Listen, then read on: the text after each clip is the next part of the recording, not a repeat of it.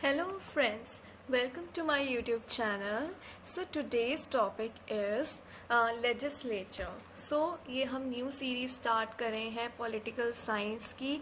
Since आपको पता है मैं अपने चैनल में इकोनॉमिक्स और पॉलिटिकल साइंस से रिलेटेड वीडियोस ला रही हूँ.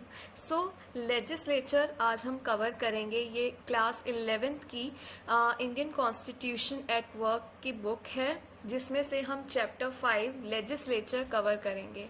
हम सारे इम्पॉर्टेंट टॉपिक्स कवर करेंगे लेजिस्लेचर के बारे में. ये पार्ट्स में आएगी वीडियोस. तो आज का देखते हैं हम कहाँ तक ख़त्म कर पाते हैं लेजिस्लेचर का. फिर जो रह जाएगा वो हम नेक्स्ट पार्ट में कवर करेंगे. ठीक है. So without any further delay let's start with this video today. So in this chapter we will learn about legislature. Since हमें पता है गवर्नमेंट के 3 ऑर्गन्स होते हैं, 3 ऑर्गन्स होते हैं. कौन कौन से ऑर्गन्स होते हैं? एक होता है लेजिस्लेचर, दूसरा होता है executive, third is judiciary, independent judiciary. So उसमें से आज हम एक ऑर्गन जो उनका है लेजिस्लेचर उसके बारे में हम पढ़ेंगे. लेजिस्लेचर जो होता है वो लॉ मेकिंग बॉडी है. तो वो इंडिया में जो भी लॉज बनाए जाते हैं वो लेजिस्लेचर, पार्लियामेंट इसमें आता है. हम पार्लियामेंट, इंडियन पार्लियामेंट के बारे में स्टडी करते हैं तो उसके बारे में हम पढ़ते हैं. पार्लियामेंट में 2 हाउसेस हैं. एक आपको पता ही है लोकसभा, एक राज्यसभा. हम छोटी क्लासेस से पढ़ते आ रहे हैं कि गवर्नमेंट, इंडियन गवर्नमेंट जो सिस्टम है उसमें 3 ऑर्गन्स हैं गवर्नमेंट के, जिसमें लेजिस्लेचर इज़ 1 एंड सेकेंड मैं बता चुकी हूँ executive, third is independent judiciary. तो हम ऐसे ही कवर करेंगे. पहले हम लेजिस्लेचर वाला चैप्टर कंप्लीट करेंगे, फिर हम एग्जीक्यूटिव के बारे में कवर करेंगे और फिर हम जुडिशरी पे आएंगे. राइट. तो हम क्लास 11th की एनसीईआरटी बुक रीड कर रहे हैं. तो इंट्रोडक्शन में देखते हैं कुछ इंपॉर्टेंट चीज़ें होंगी तो हम रीड करेंगे. ठीक है. तो लेजिस्लेचर जो है वो इलेक्ट की जाती है bye the people and work on behalf of the people. तो आपको पता है हमारे इंडिया में यूनिवर्सल एडल्ट फ्रेंचाइज है. तो हम जो है अपने लीडर्स को चूज़ करते हैं. सिंस हमारे यहाँ पे एक डेमोक्रेटिक फॉर्म ऑफ गवर्नमेंट है तो हम वोट देने जाते हैं. राइट. सो यहाँ पे डेमोक्रेटिक गवर्नमेंट है. तो इस पैराग्राफ में ये इम्पॉर्टेंट है. ठीक है. तो हम इस आज के सेशन में जो पढ़ेंगे वो है इम्पोर्टेंस ऑफ द लेजिस्लेचर. ठीक है. तो आज हमारा पहला ऑब्जेक्टिव क्या है कि हम लेजिस्लेचर के बारे में, उसकी इम्पोर्टेंस के बारे में, पार्लियामेंट के बारे में रीड करेंगे. ठीक है. तो आई होप आपको इंट्रोडक्शन समझ आ गई होगी. सो आगे हम मूव ऑन करते हैं फर्स्ट टॉपिक पे कि हमें पार्लियामेंट क्यों चाहिए. तो मैंने पहले से ही कुछ इम्पॉर्टेंट जो लाइंस हैं उनको हाईलाइट किया हुआ है. इससे समझना बहुत इजी हो जाएगा कि एक्चुअली में पार्लियामेंट की हमें क्या ज़रूरत है. पार्लियामेंट क्या होता है? वही लेजिस्लेचर है. ये एक लॉ मेकिंग बॉडी है. ये हमने छोटी क्लासेस से पढ़ते हम आ रहे हैं. लेकिन यहाँ पे अब हम थोड़ा हाई लेवल पढ़ेंगे कि जो लेजिस्लेचर है इसका मतलब सिर्फ is not merely a law making body. ये एक वन ऑफ द फंक्शंस है लेजिस्लेचर का.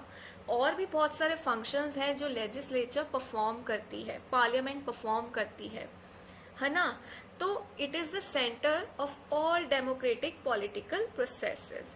तो आपको पता है डेमोक्रेटिक फॉर्म ऑफ गवर्नमेंट है हमारे इंडिया में, जहाँ पे लोग जो हैं, हम जो आम जनता है, यूनिवर्सल एडल्ट फ्रेंचाइज है. Anyone above the age of 18 years can vote. Right. तो डेमोक्रेसी है. Democracy is of the people, by the people and for the people. तो हमने ये डेफिनेशन रीड की हुई है. तो हम डायरेक्टली अपने जो वोट डालकर अपने रिप्रेजेंटेटिव्स को क्या करते हैं? इलेक्ट करते हैं. ठीक है. So it is packed with action, walkouts, protest, demonstration, unanimity, concern and cooperation. So all these serve very vital purposes. ठीक है. तो इसमें एक इम्पॉर्टेंट जो मैंने पॉइंट नोट किया है कि जो लेजिस्लेचर है ये एक मेयरली लॉ मेकिंग बॉडी नहीं है, बहुत सारे फंक्शंस इसके अलावा भी परफॉर्म करती है।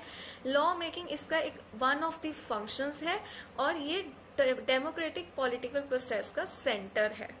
नेक्स्ट जो इम्पॉर्टेंट चीज समझने वाली है वो है कि legislature also helps people in holding the representatives accountable.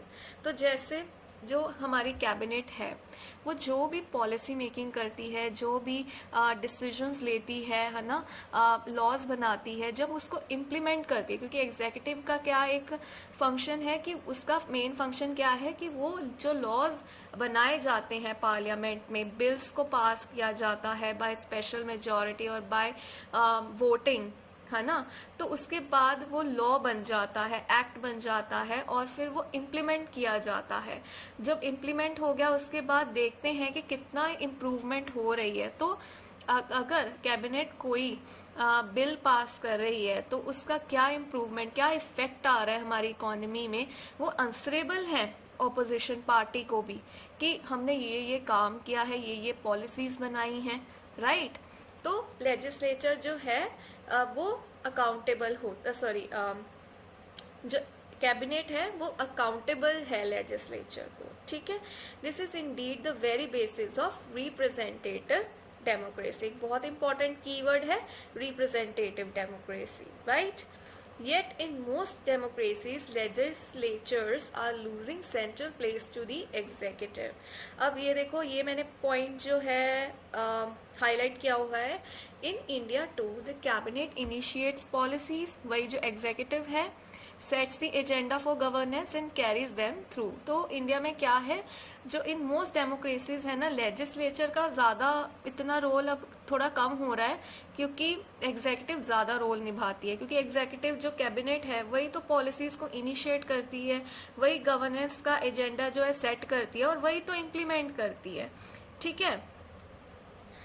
तो a strong leader has to face the parliament and answer to the satisfaction of the parliament. जो भी लीडर्स हैं उनको फेस करना पड़ता है, पार्लियामेंट को आंसर देना पड़ता है कि हमने ये पॉलिसी की, अब इसका क्या इफेक्ट हुआ, है ना।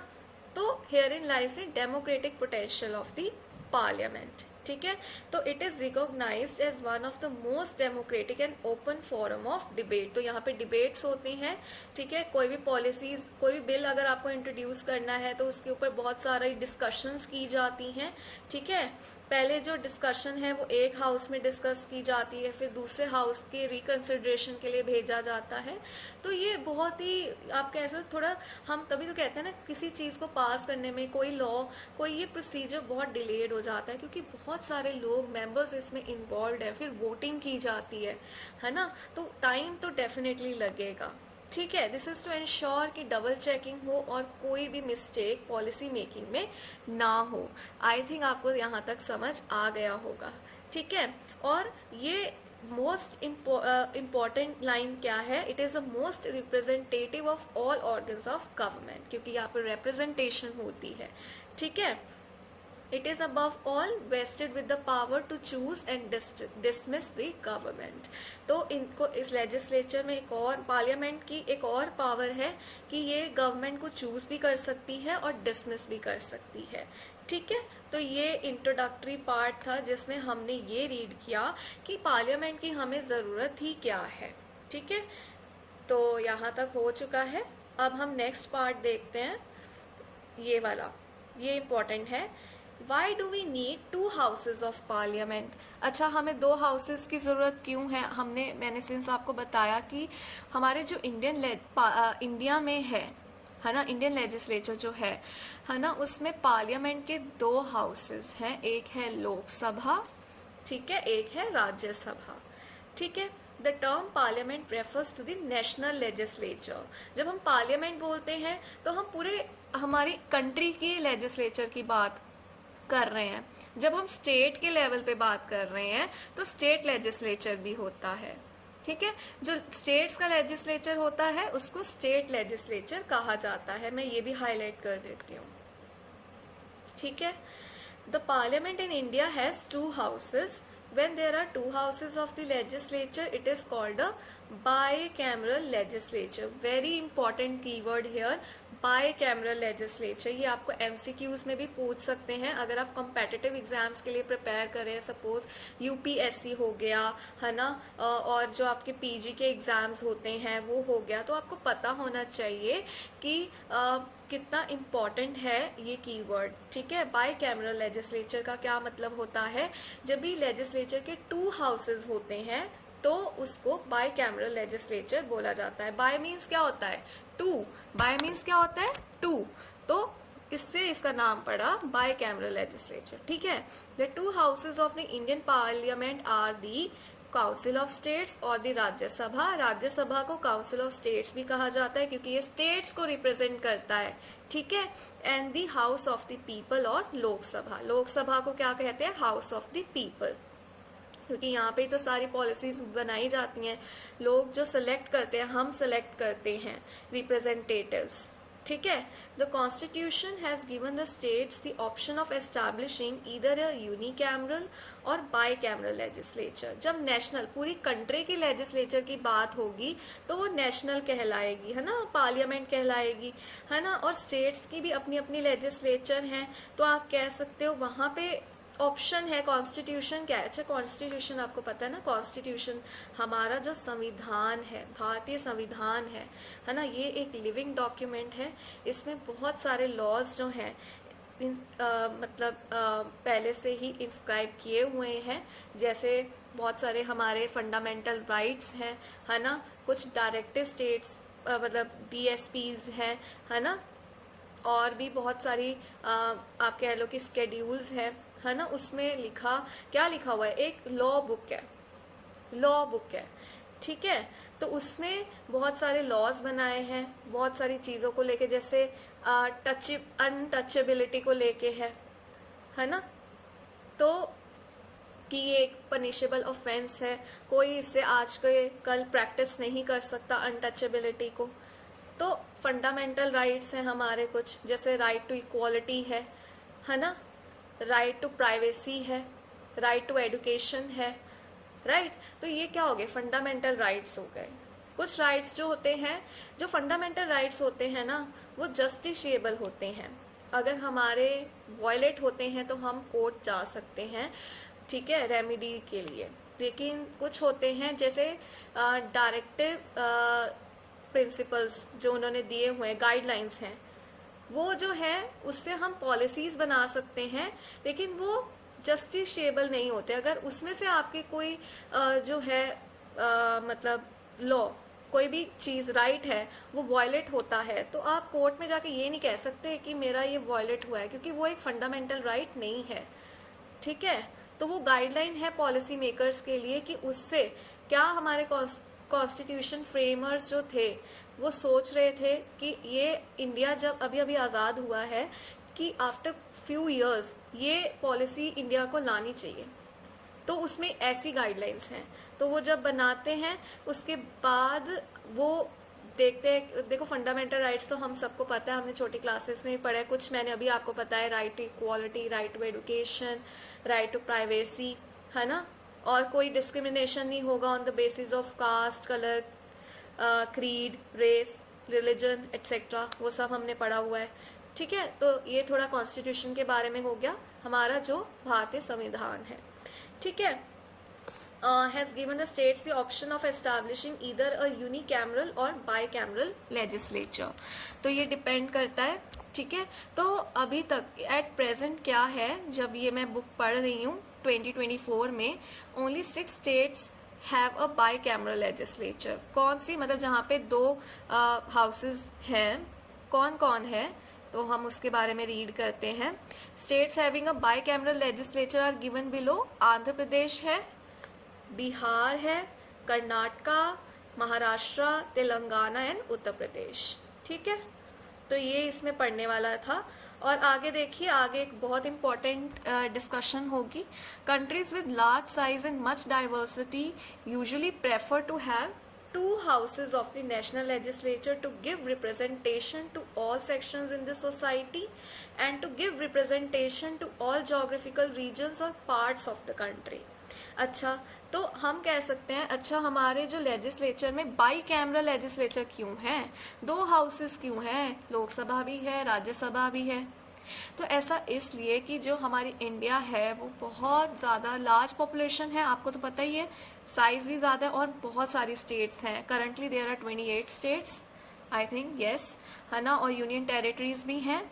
तो आप देख सकते हो कि इतनी सारी यूनियन ऑफ स्टेट्स है, राइट, यूनियन ऑफ स्टेट्स है, इतनी कल्चरल डाइवर्सिटी है on the basis of religion, caste, आप कह सकते हो लैंग्वेज।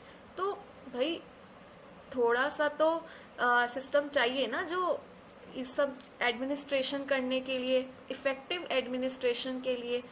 तो नेशनल लेजिस्लेचर में हमारे जो है 2 हाउसेस हैं, ठीक है। और क्यों है, ताकि सारे सेक्शंस जो हैं सोसाइटी में, क्योंकि सिर्फ जनरल तो है नहीं, बहुत सारे सोसाइटी में बहुत सारे सेक्शंस हैं, तो उनको ड्यू रिप्रेजेंटेशन मिले पार्लियामेंट में, अपनी बात कहने का मौका मिले, इसलिए 2 हाउसेस होते हैं। And to give representation to all geographical regions और पार्ट्स ऑफ द कंट्री, ताकि सबको रिप्रेजेंटेशन मिले, सारे जोग्राफिकल रीजन्स और पार्ट से लोग जो है मेंबर्स हों, ताकि वो उनके प्रॉब्लम्स को रख पाएँ, तभी तो लॉ बनेगा ना, ऐसा होगा, ठीक है। और बाई कैमरल लेजिस्लेचर के कुछ एडवांटेजेस पढ़ते हैं। तो a bicameral legislature makes it possible to have every decision reconsidered. अच्छा देखो, ये बड़ा इंपॉर्टेंट पॉइंट है। अच्छा, मैंने तभी इसको हाईलाइट किया हुआ है, ठीक है। ये क्यों ऐसा होता है, देखो सपोज लोकसभा में ज़्यादातर डिसीजंस जो है, पॉलिसीज़ जो है वो फ्रेम की जाती हैं। तो अगर वहाँ पे कोई एक बिल पास कर दिया, सपोज कि हम पर्टिकुलर सेक्शन ऑफ पीपल के लिए, सपोज पुअर पीपल के लिए, under privilege section of society के लिए ये पर्टिकुलर स्कीम लाना चाहते हैं, तो डिस्कशन होगी, बिल बनाया जाएगा। बिल एक ड्राफ्ट डॉक्यूमेंट होता है जिसमें उस पर्टिकुलर की इस चीज़ में हम ऐसे ऐसे स्टेप्स लेंगे, ये लॉ होगा, हम सारा कुछ लिखते हैं, राइट। तो उसे कहते हैं बिल। तो वो पहले डिस्कस किया जाएगा, उसके पॉइंट्स होंगे, डिस्कस किया जाएगा, है ना। तो उसके बाद वोटिंग होती है। फिर आप कह रहे दूसरे हाउस में भी भेजा जाता है, सपोज राज्यसभा में भेजा गया उनके डिसीजन को रिकंसिडरेशन करने के लिए कि आप भी अपनी सजेशंस जो हैं वो दीजिए, है ना। So every decision taken by one house goes to the other house for its decision. This means that every bill and policy would be discussed twice. एक बारी तो तब डिस्कस किया गया जब उसमें लोकसभा में इंट्रोड्यूस हुआ, है ना, डिस्कस हुआ, फिर राज्यसभा में गया, वहां पे भी डिस्कशन, सेम प्रोसीजर होगा, ठीक है। ये अच्छा ऐसा क्यों किया जाता है, ये मैंने आपको पहले भी बताया था। This ensures a double check on every matter, ताकि कोई डिसीजन जो है वो गलत ना हो। Even if one house takes a decision in haste, that decision will come for discussion in the other house and reconsideration will be possible, ठीक है।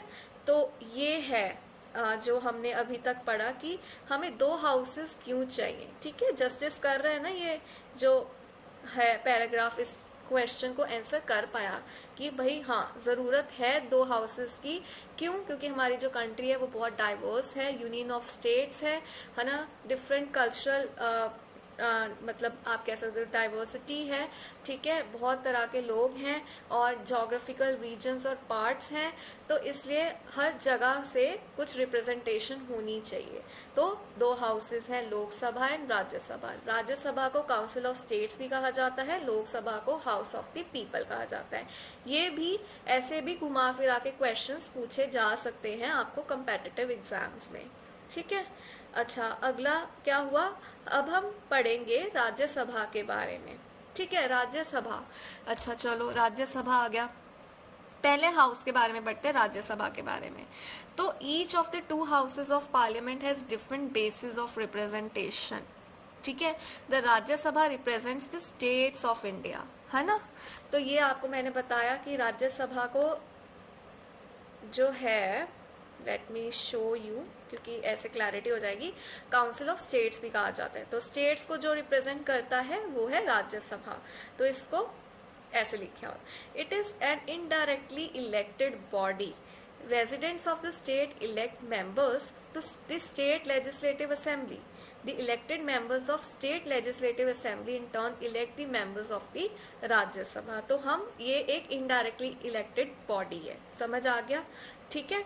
अच्छा, तो इसको सेकंड चैम्बर भी कहते हैं राज्यसभा को. ये बहुत इंपॉर्टेंट है. ठीक है. 2 different principles of representation in the second chamber means Rajya Sabha. तो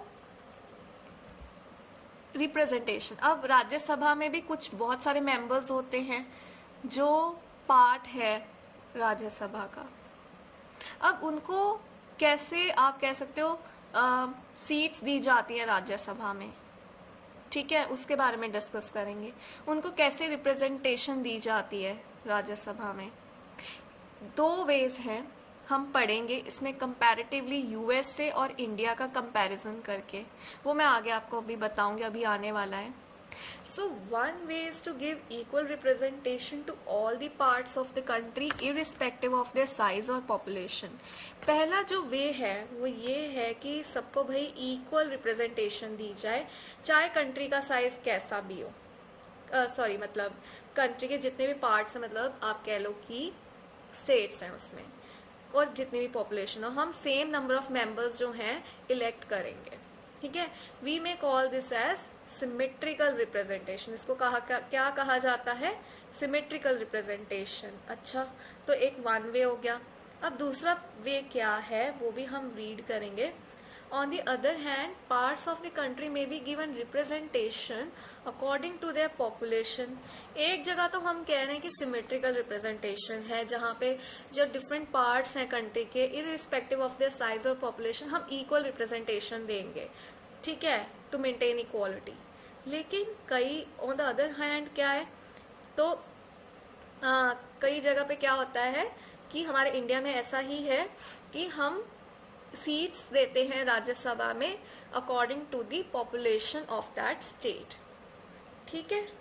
सो this second method means that regions और parts having larger population would have more representatives in the second chamber means Rajya Sabha then regions having less population. तो जो ज़्यादा बड़ी state है, suppose Uttar Pradesh और सिक्किम की example ली हुई है नीचे, अभी पढ़ेंगे हम, तो उनकी पॉपुलेशन बहुत ज़्यादा है, तो इतने लोगों को एडमिनिस्टर करने के लिए, रिप्रेजेंट करने के लिए, तो ज़्यादा मेंबर्स वहाँ से इलेक्ट किए जाते हैं.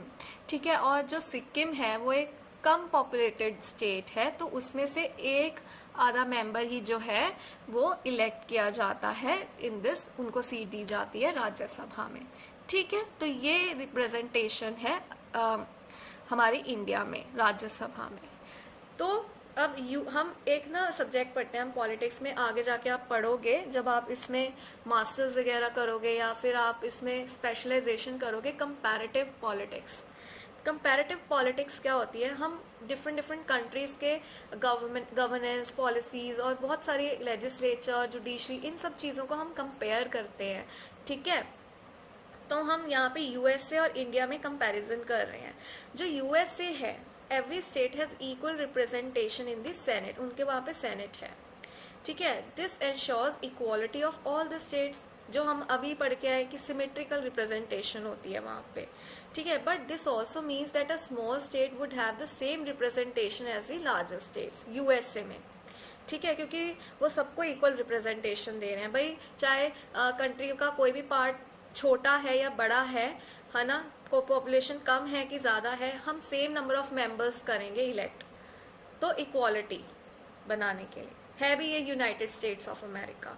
Right. The system of representation adopted for the Rajya Sabha is different from that in the USA. तो अभी यहाँ पे डिफरेंस आ गया, तो कंपैरिजन कर रहे हैं हम. ठीक है. The number of members to be elected from each state has been fixed by the 4th schedule of the constitution. तो ये आ गया ना schedule. तो यहाँ पे बताया गया है कि कैसे आप फिक्स करोगे. तो हमें यहाँ पे अब पढ़ना है. एग्जाम्पल दी हुई है. What would happen if we were to follow the American system of equality of representation in the Rajya Sabha? अब इस क्वेश्चन का आंसर नीचे दिया हुआ है. उत्तर प्रदेश की एग्जाम्पल ली हुई है। उत्तर प्रदेश जो है उसकी पॉपुलेशन है तकरीबन आप कह लो 1998.12 lakhs, ठीक है, would get seats equal to that of Sikkim whose population is only 6.10 lakhs, ठीक है। तो अब देखो इसकी पॉपुलेशन इसके बदले में बहुत ज़्यादा है।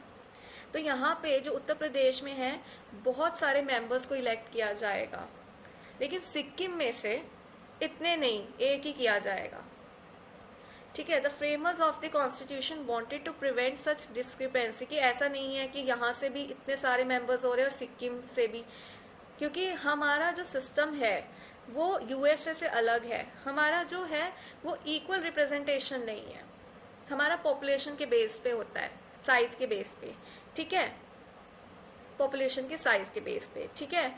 तो the framers of the constitution wanted to prevent such discrepancy, states with larger population get more representatives than states with smaller population get, ठीक है। उत्तर प्रदेश और सिक्किम की एग्जाम्पल दी गई है। तो अकॉर्डिंगली उत्तर प्रदेश में से कितने इलेक्ट किए जाएंगे? Thus a more popular state like Uttar Pradesh sends 31 members to the Rajya Sabha, while a smaller and less popular state like Sikkim has 1 seat in the Rajya Sabha. तो आप देख सकते हो कैसे हमारे इंडिया में रिप्रेजेंटेशन है और कैसे यूएसए में है। तो ये क्या एक कंपैरिजन हो गया, ऐसे भी पढ़ा जा सकता है, ठीक है। तो आई थिंक आपको समझ आ गई होगी इस चीज़ के बारे में, ठीक है। तो आज हम राज्यसभा तक ही सारा कवर करेंगे, लोकसभा से हम नेक्स्ट वीडियो में कवर करेंगे, ठीक है। So members of the Rajya Sabha are elected for a term of 6 years। तो उसका टेन्योर क्या है राज्यसभा का? 6 years के लिए इलेक्ट किया जाता है। बट क्या फिर ऐसा होता है कि सारे मेंबर्स 6 years के बाद मतलब री इलेक्ट होते हैं? नहीं, ऐसा नहीं होता। हाँ, दे कैन गेट री इलेक्टेड आफ्टर देयर, जो भी उनका टेन्योर है, पीरियड है, खत्म हो जाता है, लेकिन सब एक ही टाइम पे रिटायर नहीं होते हैं। All members of the Rajya Sabha do not complete their terms at the same time, ठीक है। एवरी 2 years लोग जो है अपना कंप्लीट करते हैं और फिर उन कुछ सीट्स के लिए ही इलेक्शन की जाती है। एवरी 2 years 1/3 मेंबर्स जो हैं, कितने? 1/3 members, very important, of the Rajya Sabha जो हैं वो क्या किए जाते हैं? कंप्लीट कर लेते हैं their term and elections are held for those 1/3 seats only. Rest लोग अभी हैं, उनका टर्म अभी पड़ा है। सो इससे एक बहुत इंपॉर्टेंट कंक्लूजन आ रहा है कि जो राज्यसभा है इज नेवर फुली डिसॉल्व्ड। ये एक परमानेंट हाउस है पार्लियामेंट का, ठीक है। अनलाइक जो लोकसभा है वो डिसॉल्व कर दिया जाता है आफ्टर एवरी 5 years, ठीक है। तो न्यू गवर्नमेंट फॉर्म की जाती है, इलेक्शंस होती है ना, इसलिए। लेकिन Rajya Sabha is a permanent house of the parliament. Okay, got it? क्यों ऐसा है? The advantage of this arrangement is that even when the Lok Sabha is dissolved and elections are yet to take place, the meeting of the Rajya Sabha can be called and urgent business can be conducted। तो राज्य से एक तो house होना चाहिए ना administer करने के लिए, नहीं तो कैसे होगा, राइट। तो ये बड़े इंपॉर्टेंट पॉइंट है कि राज्यसभा जो है फुली डिसॉल्व नहीं होता, परमानेंट हाउस है पार्लियामेंट का, ठीक है। अच्छा चलो, ये तो अभी कुछ जितनी भी स्टेट्स हैं उनकी ड्यू रिप्रेजेंटेशन हो गई according to their population and size, ठीक है। अब कुछ ऐसे मेंबर्स भी हैं जो नॉमिनेट किए जाते हैं apart from the elected members. जो ये तो सब इलेक्ट हो गए अकॉर्डिंगली, मैंने आपको बताया है ना, पॉपुलेशन के अकॉर्डिंग स्टेट की। लेकिन अब कुछ ऐसे मेंबर्स हैं जो नॉमिनेट किए जाते हैं। वो कुछ 12 मेंबर्स हैं जो नॉमिनेट किए जाते हैं राज्यसभा में। और उनको नॉमिनेट कौन करता है? प्रेसिडेंट नॉमिनेट करता है इन मेंबर्स को, ठीक है। So these nominations are made from among those persons who have made their mark in the fields of literature, science, art and social service। तो ये 12 मेंबर्स कौन है? नॉमिनेटेड मेंबर्स कौन है? जिन्होंने अपने अपनी फील्ड्स में कोई literature, science, art and social service इसमें एक्सपर्टीज हो, ठीक है, उनको सीट दी जाती है। तो ये था राज्यसभा के बारे में।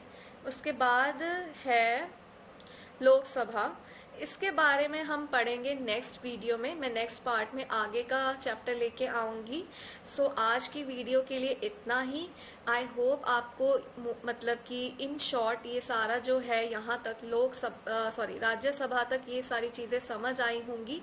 कोई प्रॉब्लम तो नहीं होनी चाहिए, ठीक है। सो अगर आपको मेरी और इकोनॉमिक्स की सीरीज़ भी देखनी है तो I will attach the link in the description box, you go and check it out.